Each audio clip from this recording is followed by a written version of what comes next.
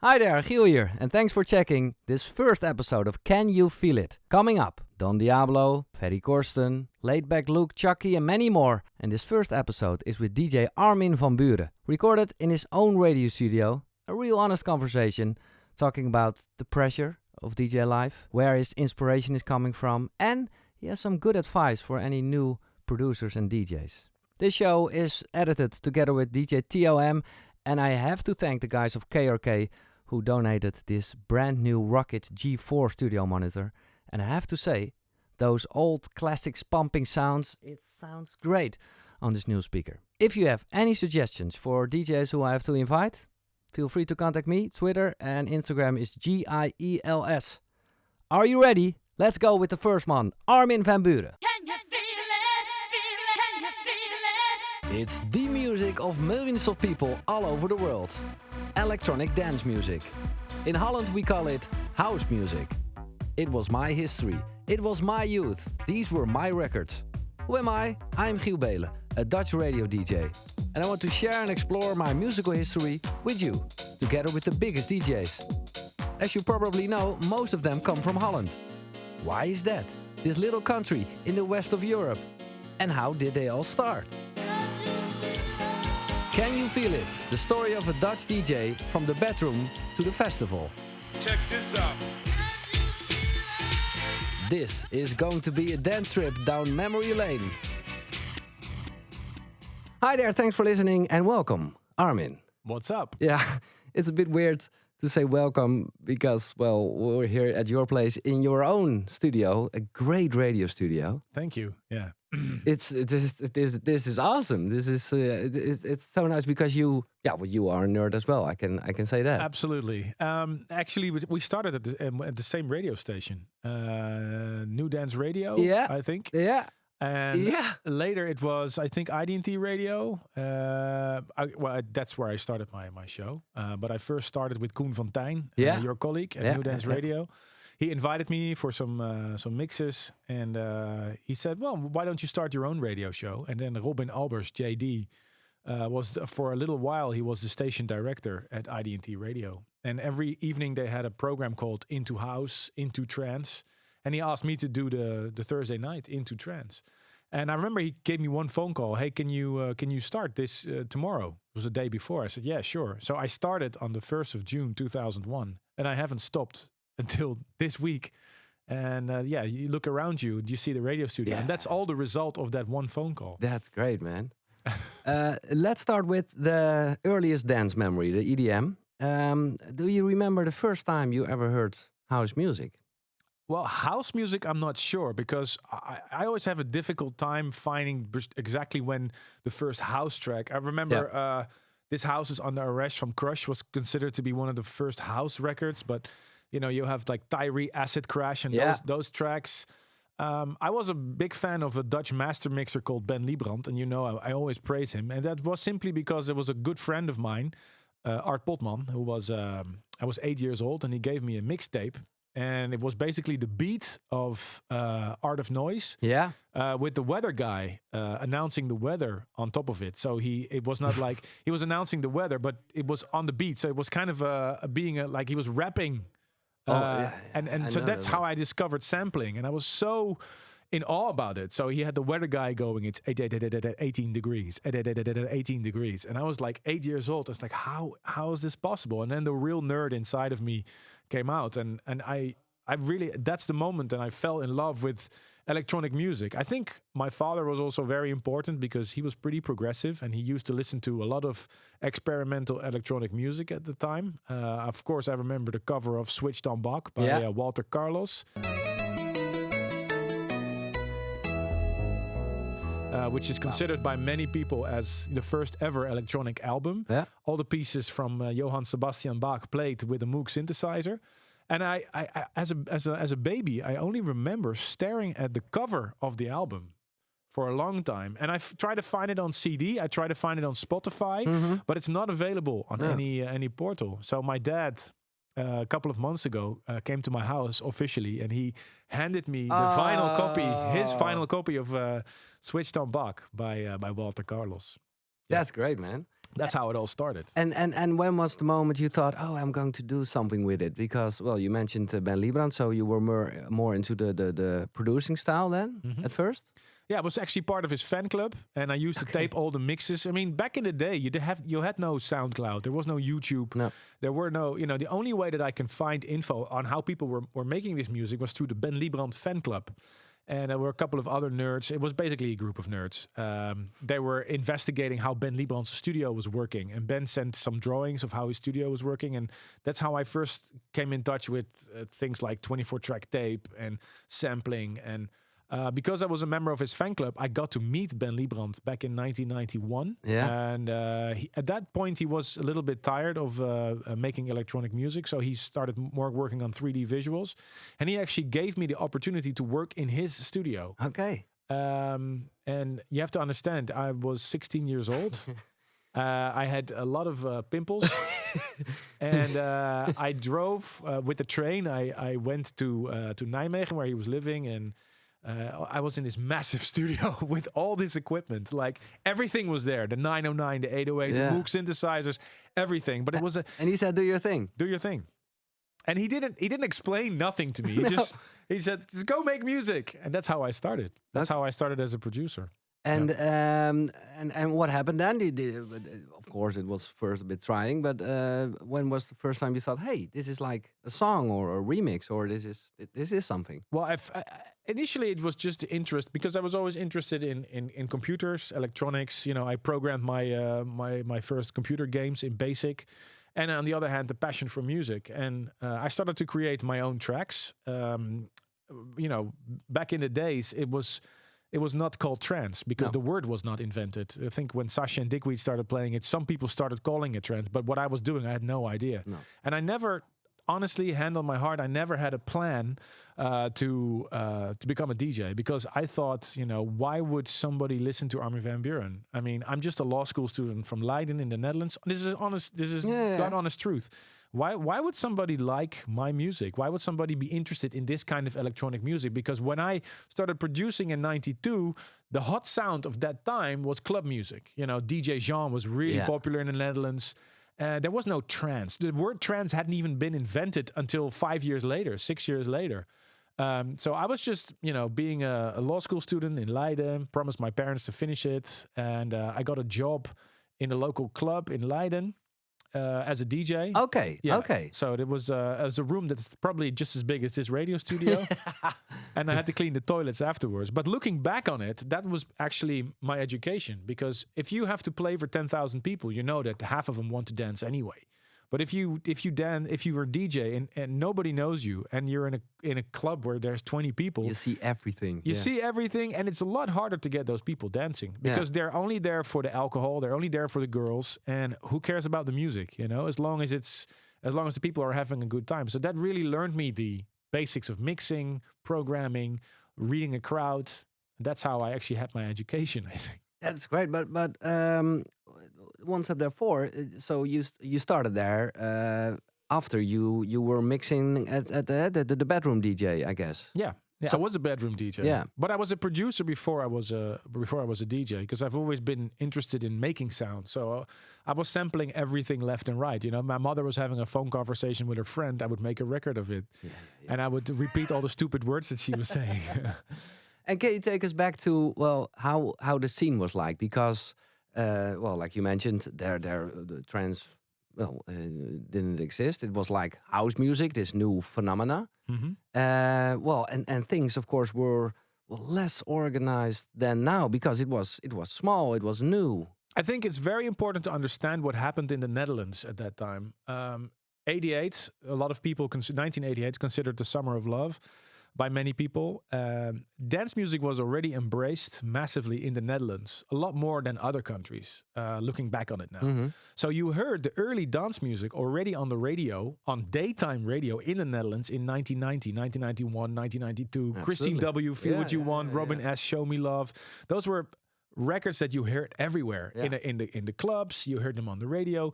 So there was a big overlap. And I was growing up in that time, and all my good friends, I think this is probably one of the most important things, all my good friends were listening to house music. Yeah. They were buying records.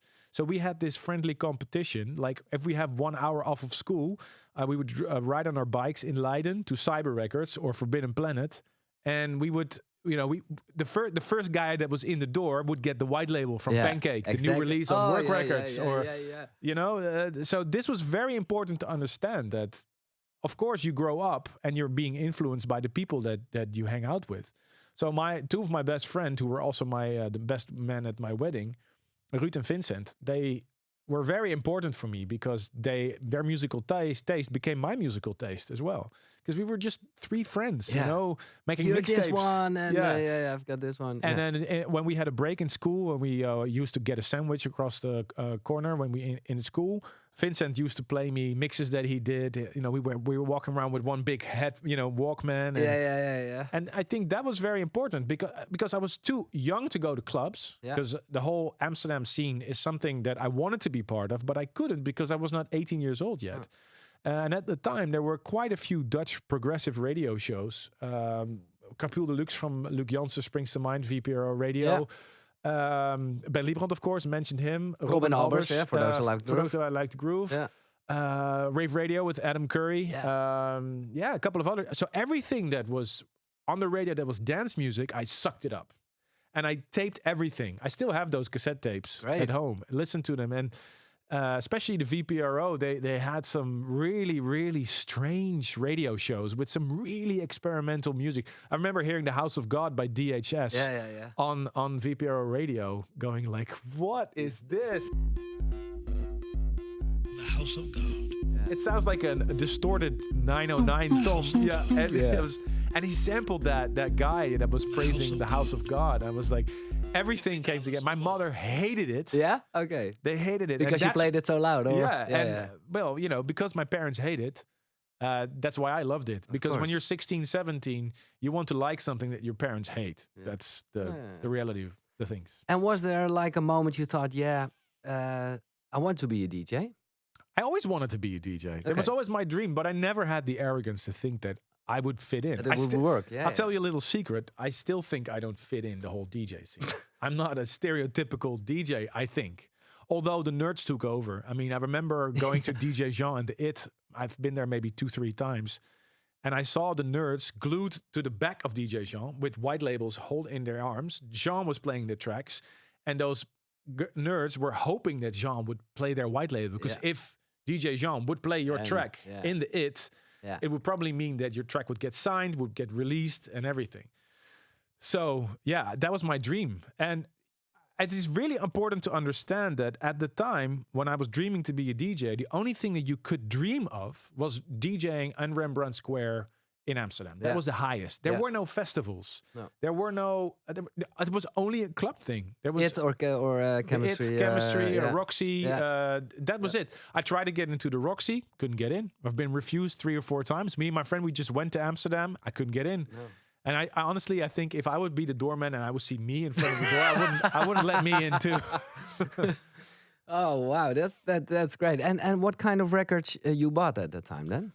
I was just a little bit like my dad. My dad was always a little bit against the popular sound. Okay. So I was buying these obscure tracks. And Cyber Records in Leiden was also very important because they had all these obscure tracks, from those Detroit trance labels. Well, now we call them trance labels, but back in the day it was Underground Resistance and Tresor in Berlin. And I remember staring at the cover, collecting my money from my paper route and going to buy, and I had to choose. I could not buy both records, but I had to look. I remember when Paul van Dijk's album came out, 3345 RPM. With For an Angel. That was the original version. Yeah. That was a massive influence. And that was before, like I said, before trance was before invented. the name, yeah. And what was, besides the club you mentioned, what was one of the first, real DJ gigs? That I went to or that I did? That you did, but now I want to know where you went to. The first real DJ gig I went to, big DJ gig, was the Mega Music Dance Experience. Oh, yeah, I'm ashamed to say this, but it's true. But in 1992, and I think René Gaston, now known as Chocolate Puma, they were doing their sets because they were massive as Fresh Fruit Records. And 2 Unlimited was there, which I wasn't a big fan. Was it like in the Rai in Utrecht? No, it was in the Jaarbeurs. Oh, Jaarbeurs, Utrecht. Yeah. Where I now did the State of Trance event years later. But I remember being there for the first time, and it opened my eyes. And I think they had Marcello, Ronald Molendijk, 100% ISIS. And that entire event was broadcasted on Veronica Radio in the Netherlands. And I listened to that tape. I still have the tape from that 1992 or 93. I remember all the tracks. I remember all the mixes, and I sucked it all in. Okay, so that's where you went to. And what was one of after the time you played in the club? You were busy with making music, and then was there first a release, or was there first the DJ gig? Well, I was fooling around in my studio. I still have tons and tons of DAT tapes with unfinished tracks. And there was a small label in The Hague called Precious Records, and they were releasing a compilation called This Is Mellow, because at the time you only had 2 sounds. You had Gabber and you had Mellow in the Netherlands. There was nothing in between. There was no house, there was no club. Exactly. You were either Mellow or you were Gabber. And I was a nerd, I was Mellow. Yeah. And so on This Is Mellow 3, there was a compilation that sold 1,500 copies, was a track of mine that was called Deep Inside the Mother, and it generated me maybe 1,000 guilders, but it was a lot of money at the time. And so I was able to buy us a little bit more equipment, and it motivated me to continue. And I was still in high school. And then I started producing more and more tracks. Initially started with some releases on Timeless Records from Sudesh Murli, who was one of the owners of New Dance Radio. So our paths have crossed, my friend. Because that's with Secret Cinema on it as well. Like that was that was Timeless Altitude. That was EC Records from Michel de Heij. But Timeless Records was a record store in Amsterdam. And he had a few labels. What was the name? I forgot the name of the label. And anyway, he liked my tracks and he wanted to sign them. But he didn't even know how a contract worked. I remember typing up a contract in his office, printing it myself, can you please sign here? I never got royalties from him, by the way. But I was so happy that my first track was out. And it was called Armin Push, and it was a terrible club track.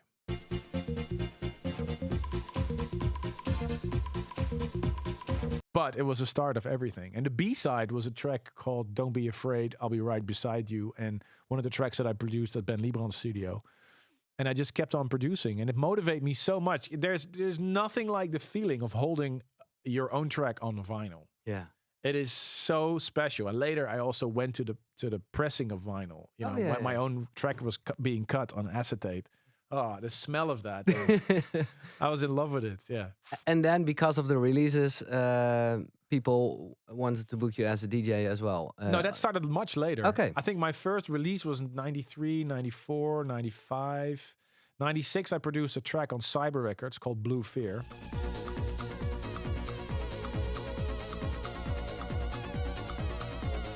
And that track was being picked up by Sasha and Digweed. And I remember Johan, the owner of Cyber Records, calling me up, said that Sasha and Digweed were playing my track.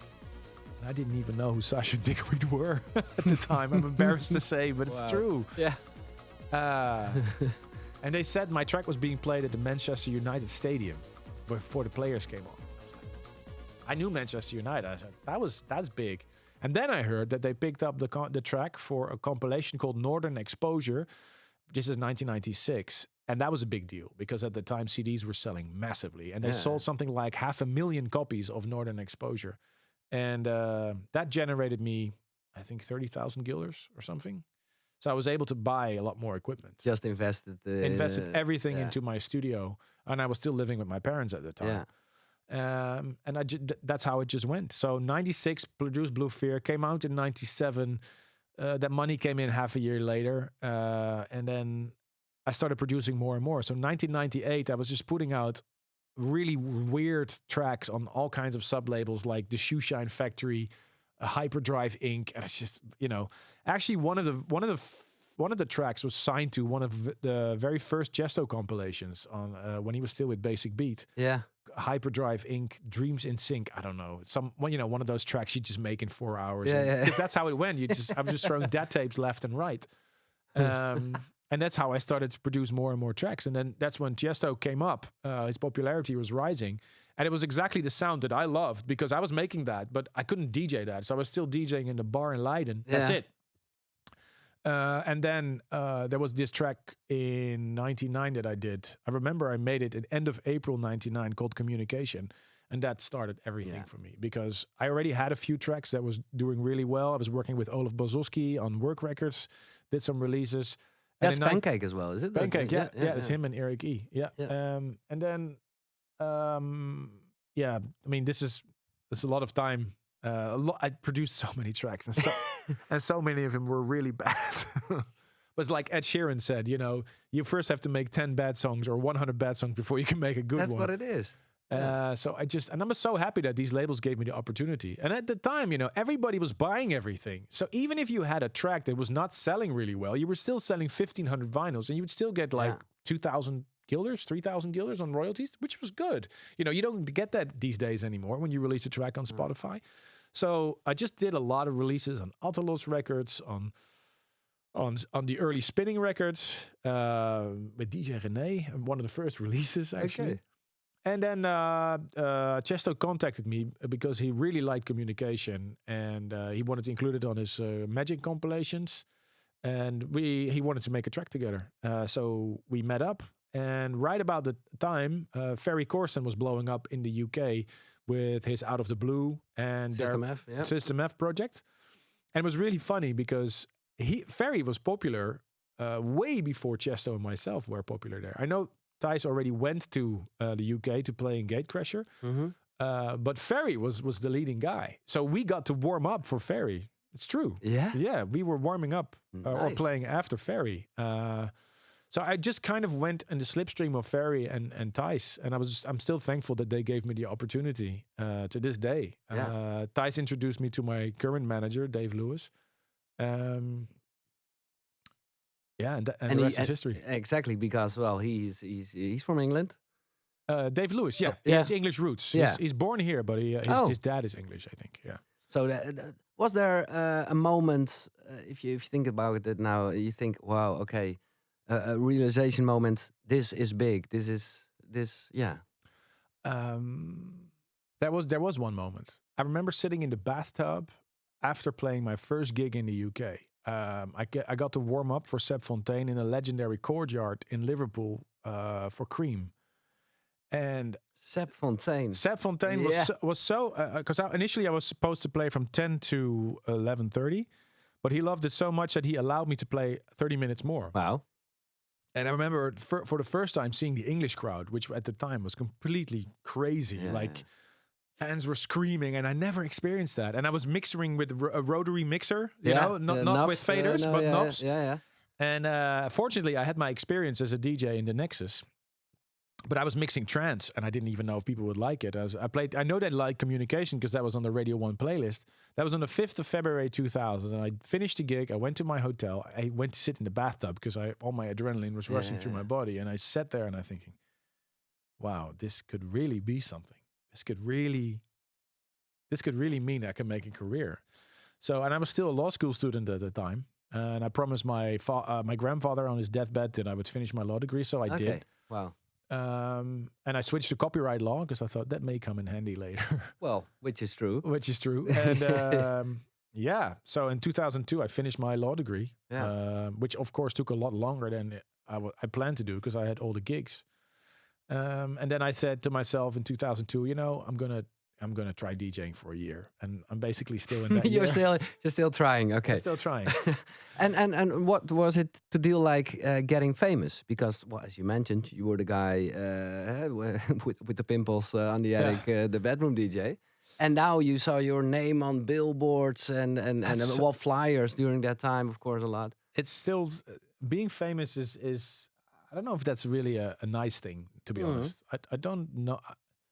I like being recognized for my work, but you know, people all of a sudden start to project all kinds of things on you. If somebody would have told me beforehand that this was what it would be like to be famous, I probably would have said no, thank you, because I don't really, you know, I don't believe in all the person. I mean, of course, it's nice if you get praise and if if you get an award or something, but people are much more interested in the person behind. Well, and I would just want to be respected as a musician. So that always was kind of a conflict thing. conflict. Yeah. And I remember the beginning of my career that my name was always misspelled.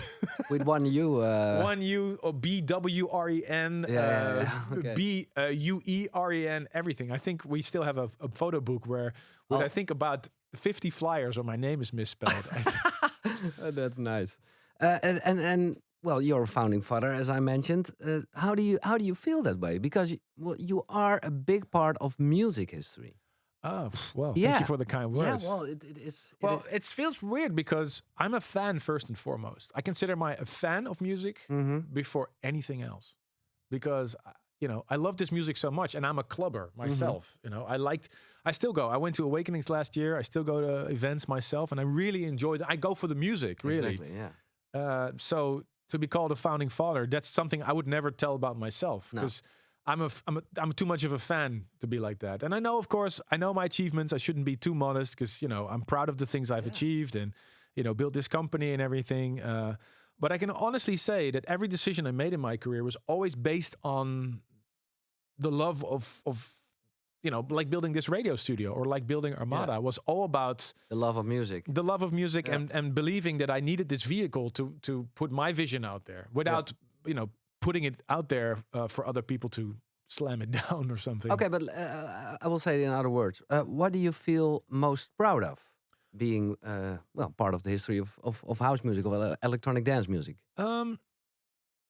Most proud. I think I'm most proud of my tracks, my music, and the radio show, and holding on to something that wasn't always popular. I remember making trance before it was called trance, before it was famous. Then we have the Golden Age of Trance, which is 99, 2000, 2001. And after that, there was a lot of people saying, oh, it's over. And it actually went down because Gay Crashers started booking, progressive guys. And, but I held on to the trance sound because I loved it so much that I knew that, because I started this radio show and every week I had new tracks that I really wanted to share with people, and it was only about when I was in the, the feeling when you sit at home or when you're in the record store and you go through a track and then, this is nothing, and next track, and then every week there is, still to this day, there is always one track that I'm like, God, this is amazing. It hits you. Yeah. And it's I think DJing, what DJing is the passion to share that music with other people. It's very simple. Like the first thing I do when I hear a great track is call my wife, and it drives her nuts. She likes dance music, but every time, come, listen. Do you hear this? And that's what DJing is. Yeah. It's about screaming from the rooftops, listen to this track. It's great. You have to experience it. Great. Well, let's talk about music. I want to talk about your favorite 5 floor fillers. And floor fillers. I'll say floor fillers. No, whatever. Your 5 tracks that were really big for you in the days because it's I'll mention the tracks that were very essential for my career. Yeah. First of all, I always mention Ben Liebrand's remix of Phil Collins' In the Air Tonight, because it was already such an iconic track, but his added drums just made the track, I mean, the lyric is very depressive, but he got that track back into the top 3 in the UK again. For me, that track just came at the right time.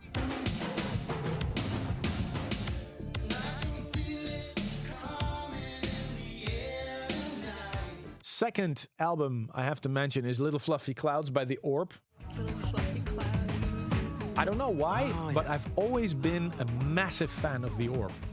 And I can imagine, because it's the great sounds, the soundscape is well. What happened to me when I first heard The Orb is all of a sudden I felt I could feel the freedom of making music. What The Orb was doing is they were painting with samples. Like you would paint a painting on they were using little bit of this, little bit of that, and they were just throwing everything together, and it was not coherent at all. It was just an atmosphere that used to suck me in, and I still don't know to this day why I'm such a The Orb fan. But I have all their albums. I know them front to back, and I don't know why, but the Orb has. I think it's because after the Orb, I realized that making music is try not to put boundaries on yourself. Just think free. Open your mind and start being creative, and just do what makes you feel good. And I still think to this day that I'm not doing that enough. The older I get, I think, and I still listen to my early works, I think, you were just doing something, but you were doing it from the heart, not from the brain. You were doing it with the feeling, and that's what music is about. Yeah. Third track or album I should mention is Speedy J Live from, I think, Pink Pop.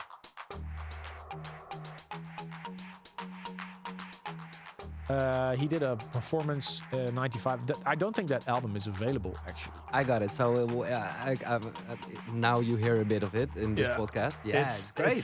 Wow, that you mentioned that one. Yeah, Speedy J Live is one of my most listened to albums because, I don't know, that is such a massive inspiration for me. It was trance, actually, way before it was called trance. And it was the time when he met up with Sven Vath in Germany. It was a little bit of the German sound coming into Holland, the Belgian sound, of course. Because don't forget, trance was more popular. It comes from Germany and Belgium, and the Dutch took over. We took it over, but we stole it from the Belgians and the Germans. It's true. So that would be an essential album. And do you still know where you heard it first, or was this in the record store in Leiden again? I was buying CDs at the time a lot as well, and I remember his because everybody knows Pull Over and Something for Your Mind, and then Jochem Speedy J decided to go a completely different direction. Absolutely, yeah. And then he went into the trance direction, and at the time nobody was doing it. So I already liked his album Ginger. I have it on vinyl and on CD, but he did some sort of a live album with it, and it still blows my mind to this day. Have you any idea what he's doing, Jochem Paap? I saw him recently. He's, really? He's completely into the techno scene now. Oh, okay. He makes techno, and he does a lot of collabs with Chris Liebing, I think. Yeah, okay. And I see his name pop up on several flyers. But he's one of the guys. Same thing as with John Digweed or Sasha or Jochem Paap. If he comes in the room, I become silent. Because this is a very important thing to have heroes in your life. Yeah, very important. I just saw a picture of you fanboying together with Ben Liebrand. Giorgio Moroder. Yeah, Giorgio Moroder. I mean, I think I have to mention one of his tracks, The Chase. Let's mention Giorgio Moroder and let's mention Jean-Michel Jarre. Yeah. I mean, I have to mention those because we owe them that. I mean,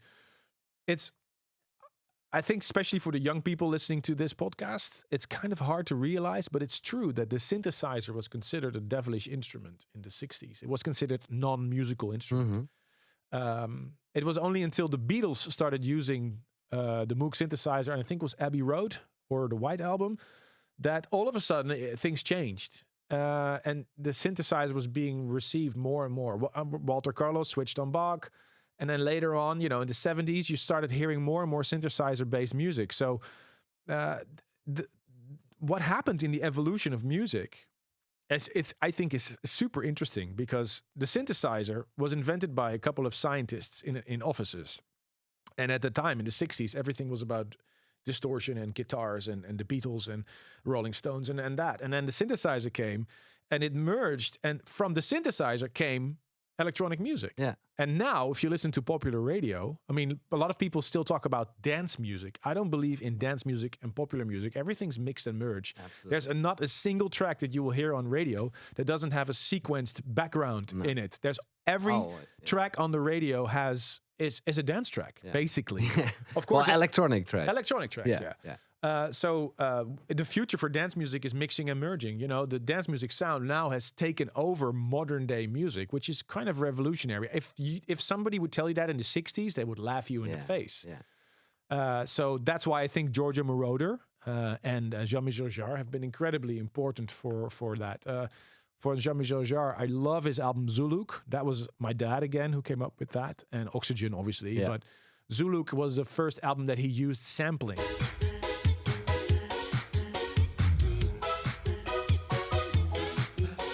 And he went around the world to sample different voices. And that, again, referencing to the Orb, it was like so free and so weird and so you know, I it was like seeing your first Picasso, or you know, when you've watched Rembrandts or Van Goghs for It years, is art, yeah. and then you see Picasso, and you're like, what is he doing? You know, and then it opened my mind creatively. Looking back at it, I was just stunned that, oh, this is possible. You can do this. You know, you don't have to have a 3-minute song. You can just have a 20-minute song. Exactly. And then the Orb in '92 came with their album UF Orb, where they have the track Blue Room. But the single version still has the Guinness Book of Records for longest single ever. The single edit is 40 minutes. Great. And they went on top of the pops, and you can look it up on YouTube. Yeah. And you see them playing space chess. There's 2 guys sitting on a stage with lasers, and they're playing space chess. And I thought that was so brilliant. Like, I couldn't even believe it. That Top of the Pops, who at the time was the biggest TV program. Yeah. And you see 2 guys playing chess on stage, while in the background, Blue Room was playing from 40 minutes. And do you still listen to that music? Yeah. I still. It's kind of funny because whenever I feel sad or I'm alone when I travel, when I'm in a hotel room and I feel not so well, I put on the Orb, and it always takes me back. Okay. It's my, you know, you can put me in a prison for 10 years. I'll be very unhappy if you do so, but you do. But if I put the Orb, I come into my own world. Nobody can take that away from me. So every iPhone I always buy, I always put music from the Orb on there, the first thing. So I know even if my Spotify is not working, I can still I can check all the albums from the Orb. And Klaus Schulze, by the way, I think we owe a lot to him as well. He's my father used to be listening to him a lot, but he's, for me, is the godfather of sequenced music. Great names. Can you mention a more house music orientated track, a vinyl you bought during that time in the beginning, and maybe? Oh yeah, many. yeah, of course. But how long is your podcast? Yeah. But one that for you is special. LSG Netherworld, Oliver Leap, Leak 1.0, Matt Derry. Yeah. Okay. It was just the first trance. Yeah, Oliver Leap in general. You can even put that in your set nowadays with the still. Tyree, Acid Crash. Yeah. Tyree Cooper, wow. The producer. Yeah. On some duper. Exactly, yeah.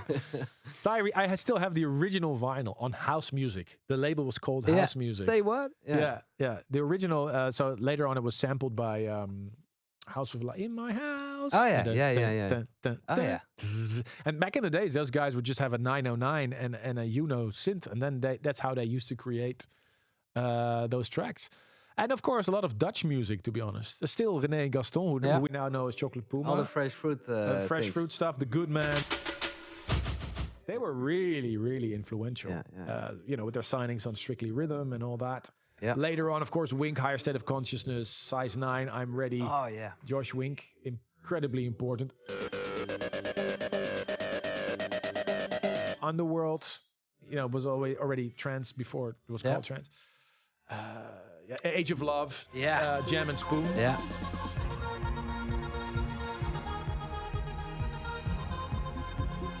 Okay, let's talk about your own productions.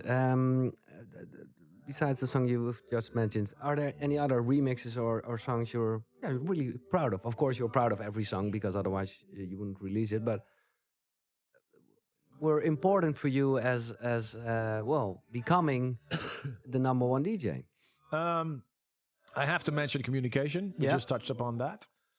Straight after that, I think Burned with Desire, which was my first co-written vocal track with Justine Suissa, was meant as a chill-out track, but then Patrick Moxie at Ultra Records in New York convinced me to do an uplifting mix. Oh, okay. Which initially wasn't the plan. It was part of my debut album, 76, which is exactly 76 minutes, because I'm a nerd, and I was born in 76, so...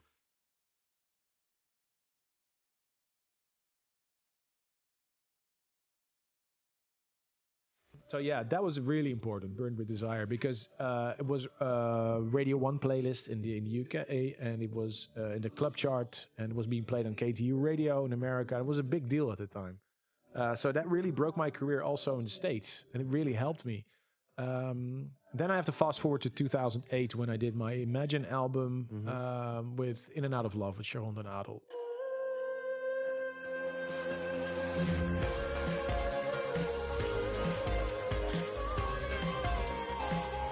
That's still being considered by many of my fans as one of my, great tracks.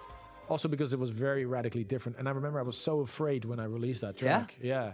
Because it was, It was something different. it was very different. You have to understand the trance family, as much as I love them, they're very, very particular about their sound. Yeah. And you cannot, anything that's different is very difficult. Yeah, but that's the thing, and I know that's one of your mottos. From actually an Outland Records. From Dimitri and Jamie. Don't be a prisoner of your own style. Yeah, I took that as my life motto. Yeah, which is great, but it's also hard because you want to give the fans what they want. Yeah, and if you know me as a person, that's also when you understand that in 2010 I had a big backlash being the #1 DJ in the world. I felt the most unhappy guy because I was just trying to please everybody. Okay. And I was So you weren't thinking about yourself, No. just giving. No, again, and that's the person who I am. Wow. I'm a pleaser, and maybe that's not always good. Now, looking back at it, I understand that artists are supposed to shake your ground. They are supposed to do something that you don't like. Mm-hmm. And you have to reverse it as well. If people say that they don't like your new track, it probably means they don't like it because your previous track had such a massive impact on them. So I think that's also very important to and I understand that now. Mm-hmm. When I did Mirage, the album as a follow-up to Imagine, there was a lot of people like, hey, where's the follow-up to In and Out of Love? Yeah. And then I had This Light Between Us, which was the big single from the Mirage album in 2010.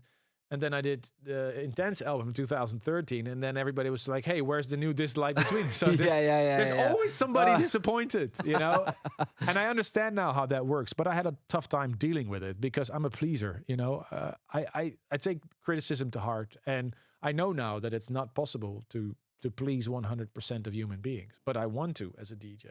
I'm not pleased until everybody is happy. So that's why I think it's really heavy. You just said that you were feeling bad during the first #1 time. Yeah. When you became happy, when was that then? I was happy the first time. Oh yeah, of course you were Yeah. happy, but it felt a bit empty, I guess. I expected more from it. I'm like, okay, now I'm the #1 DJ in the world.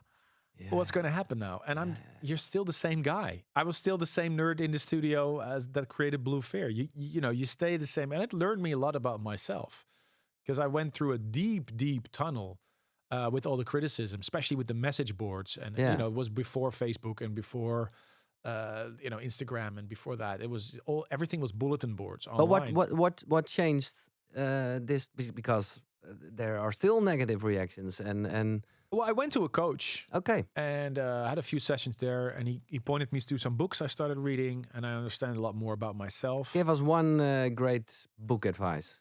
Thinking Fast and Slow by Daniel Kahneman. That was a little bit my Bible, because it understood me about the way that the human brain works, was his theory. The Winner Effect from Ian Robertson is a really interesting read, because he proved, or he scientifically tried to prove, how the brain physically changes when you stand on stage and you get all those endorphins. He has a theory about that. I think it's a very interesting read. So I started thinking about it more. I started DJing a little less. And that's how I felt the freedom to create a track like This Is What It Feels Like in 2013. Yeah. Which, ironically, I think it's really ironic. 2012 was the last time I was voted #1 DJ in the world by DJ Mag. Yeah. 2013, Hardwell took over. Congrats to him. And that's the year I had my biggest hit. Yeah. I still like, This is what it feels like. And that got me my Grammy nomination. Yeah. I remember sitting in my hotel room, because we had a State of Trance event in Bulgaria, in Sofia. And I had TweetDeck open, because I was reading all the tweets that everybody was reading. Yeah. And Pete Tong was so excited about the single. Positiva signed it. And Pete Tong wanted to premiere it in his show. So he had the world premiere in his radio show. Yeah. So I was sitting in my hotel room, listening to Pete Tong, and I said, this is the new Armin Van Buuren single. This is what it feels like. And I was reading my Twitter, and it was nothing but bad comments. For a track that later got me a golden record in the States and a Grammy nomination. Yeah. So you know, I think it has a lot to do with the expectations from the fans. And I understand them. Yeah. But the problem is, and this is the key thing, maybe this is what you want to hear. The key thing is that I understood that I could not recreate the tracks that I did in the past. As proud as I am of Burned with Desire and Blue Fear and Communication, they're all photographs of that particular time. Yeah. And I mean, it's very easy for me to open the project to Blue Fear because I have And all change the sounds change the melody a little. But then you get Love for Love as a follow-up to Show Me Love by Robin S. It's the same, but not as good, you know? No. So I found out now that the most important thing that I should be doing in the studio is have fun. Yeah. And listen to your heart. Well, yeah. Having fun. If I'm not having fun in the studio, I get out. Nice. Is there like a signature thing in all of your tracks? People say so, yeah. Yeah. They say there's an Armin sound. Yeah. But can you mention it yourself? Do you have? It's the half notes. Like same thing I did in Sail. Yeah. And chords wise, I think there's the thing that Benno always called the Armin step, the C major 7. I think. You know, there's a chord that he really prevents me from playing the same chord because that's like the bass. Okay, that's the chord I always play. Yeah. Okay. But you know, sometimes I wish I was in love more with a different sound because why? Well, to be honest, my life would be a lot more easy if I was just a house producer right now. But it's not what comes from my heart. And that has everything to do with my dad. Because he just, you know, when I was 4, 5, 6, 7 year old, my dad was never an alcoholic. My dad worked really hard as a doctor. And I saw my father struggle with his practice. And he had to work really long hours. And his way to relax was to play really loud music. And that, I think, is more important than anybody else knows. Because you grew. I think, you know, we can talk. I can think of a long story and make up all kinds of things. But if in reality, if you really look at Armin Van Buuren and who I am the person that became because of my surroundings. So my father and my mother were very important. My brother was very important. My close friends were very important. So if you look at them, then it explains everything. Because like I said, Ruud and Vincent and Jeroen and all those guys. You're the sum of all. Yeah, I'm the sum of my history. So, you know, looking at my father and what he listened to, you know, when Vangelis Antarctica came out, the soundtrack to the movie, he played that so loud. Whoa, my mother used to run out of the living room, but I remember those sounds. So when I put on that album, it just takes me back to when I was 9 or 10 years old and my dad was just playing that really loud. Well, why did he? And now I do the same with my kids. And then the question, Holland is a really small country. Why are our dance music and our DJs so successful all over the world? It's a question that I get almost every interview. And so I had a little bit of time to think about the answer. I think it has a lot to do with the people that you hang out with. And in Holland, we already embraced dance music in a very early start. I think we were one of the very first countries that embraced dance music. You know, look at the story of IDT. In 1992, they already had like the first big events. Mysteryland was founded in 93 or 94. So we already had dance music here in a very early, and we were one of the first to really embrace that. I think it also has something to do with the liberal government that we had at the time. There were a lot of illegal raves. And I think like I just touched upon in the interview, what you become is because of your surroundings. And all my friends were listening to dance music. Maybe I didn't even like it that much in the beginning, but because my because my friends were listening to it, I just had to listen to it. Every weekend we would be going out, we would go listen to dance music. There was no question, you know, there was not like, oh, shall we go do a movie? No, we're going to see this DJ. Okay. And I just, you know, I followed them. I'm like, okay, we're going to see a DJ. So I think that is the answer. And also I think it's you asked a question about DJs. Yeah. But let's also give props to organizations like IDT. Yeah. Because they were also very, very essential for the growth of. I mean, Chesto wouldn't probably have his big breakthrough if it wasn't for inner city. Yeah. You know, so I think not only the DJs are popular, but if I do an event now and I go to Mexico, for example, I walk on stage, and 5 minutes before I walk on stage, I look at all the people that are working backstage. So I stand there and I wait for my turn. And 9 out of 10 times, I hear Dutch-speaking people. Yeah? No matter where I am in the world, I hear Dutch-speaking. The pyrotechnics guy is from Holland. The sound guy is from Holland. The stage builder is from Holland. There's always, every festival you go to in the world, I swear to you, there's a Dutch person involved. So it also says you that there's something in the water here in Holland. Yeah. We've built this industry. So I understand your question, but I think the DJs get all the credits. And I think it's not really fair. No, that's a good thing. And also, I want to say one thing about, for example, DJs like Ronald Molendijk, Michel de Heij, Marcelo, Dimitri. They've missed that international thing. Yeah. You know, I was able to get success and a lot of money because of the international fame of dance music. But those guys are actually the founding fathers, and they kind of missed that boat. And I think it's still not really fair to them because they were the inspiration for me to start DJing. And I got lucky. You know, I just got very, very lucky meeting the right people. And I was right there at the right time when the explosion of dance music was there. But don't forget, there was, we learned it from somebody else. Yeah. Ferry learned it from somebody else. Thijs learned it from somebody else. I learned it from somebody else. You know, we looked at Carl Cox. We looked at Pitong, Judge Jules, Sasha, Dickweed, Nick Warren. And in the Netherlands, Ronald Molendijk, Michel de Heij, DJ Jean, Marcelo, Remy, 100% ISIS. All those guys were so important because they are actually the guys that we should give credit to. And they were the reasons why I'm sitting here talking to you in this radio studio. How do you see the future of EDM?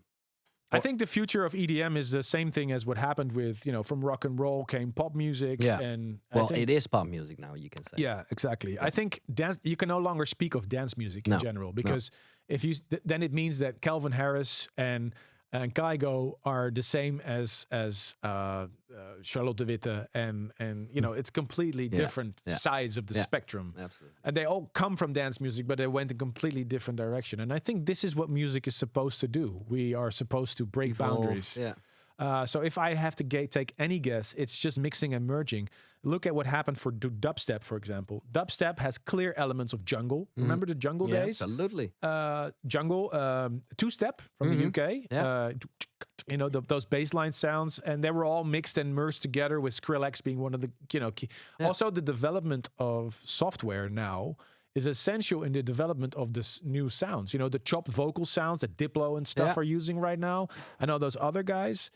So the technique of making dance music is still very essential to the sound. I think that's something that isn't mentioned enough because the birth of Ableton Live. Ableton is a DAW. It's a piece of software that you can make electronic music with, but it's so radically differently built than, for example, Logic Pro or Cubase or even FL Studio.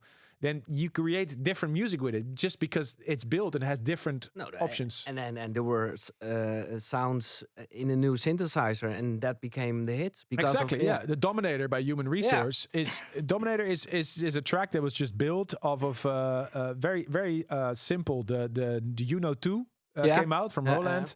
And it had a new functionality in it that was built in by the designers of Roland, and that's how a new sound came. Yeah, that's so great. How do you want to be remembered? How do I want to be remembered?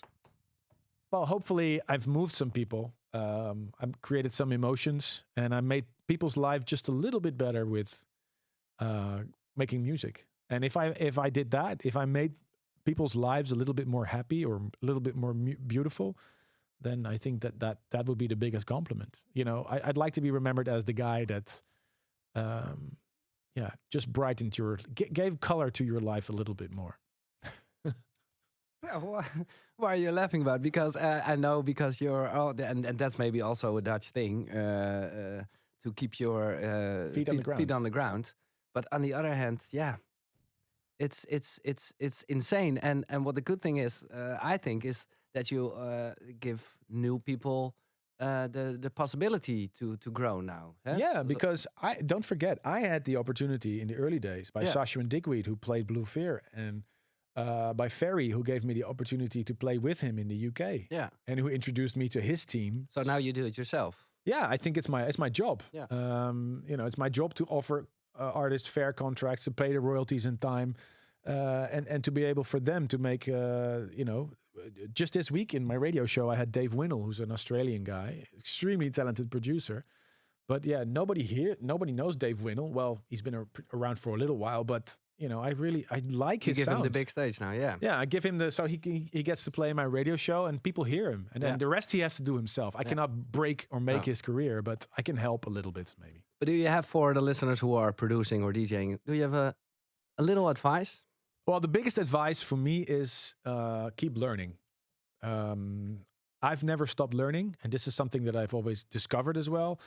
You're never done learning. If you think you know everything about making music, forget it. Because there's, for example, the first tracks that I did, I made with a lot of outboard gear, one sequencer and a big mixer. Mm-hmm. Now I'm working on my laptop, everything in the box. Working with Kensington, a Dodge rock band in the studio. I completely had to forget everything I knew, and I was mixing, with a lot of compressors and big. So never think you're done learning. And your quickest way to the top, and I keep telling this to people, if you want to be a famous DJ, you got to make music. There's not a single DJ in the top 100 that doesn't release tracks. So your quickest way to the top is make hit records, or hit records, tracks that other DJs start spinning. The best example is Martin Garrix with Animals. He's of course he's a genius producer and a super nice guy and a great DJ. But what got him started was Animals, the track that everybody started playing. You hear it on every festival, and that raises that turns heads. You know, who's this guy? Can we book him? And that's how it starts. So, and I know Afrojack, for example, he was really making tracks for guys like you. So he tried several styles. Like, I make this track for this DJ now. I make this track for this DJ. Yeah, that's great. Yeah, well, Afrojack is besides extremely nice guy, he's a nerd like me. Yeah, because if you see him sitting in the studio, he's so quick with FL Studio. It's incredible. I once sat next to Martin Garrix when he was putting a track, and I was like, those guys make tracks literally in 10 minutes, and it sounds amazing. Well, I know you do as well. Well, not in 10 minutes. No. It takes Grandpa a little longer. All right, thank you so much for your time, Armin. You're welcome. This was one of the first podcasts about the history of. What do you think? Should I call it house music? Should I call it the history of? It's more like the Dutch. Well, it's funny that you should say that, because when people say house music, it's an whole other thing now. House music has become a subgenre. Yeah, and it used to be the overall term. Yeah, for everything. even EDM at a certain point was like a genre. EDM was more like the big room thing. I think the history of electronic music. The history of and then the Dutch history, of course. Dutch history. Well, what stops you from looking outside the border? Okay. This is just the beginning. More episodes coming up. Share this podcast among your friends. And if you have any questions, feel free to contact me. Twitter is @GIELS, so @Giels. Thanks for listening. Until next time. Thank you. Check this out.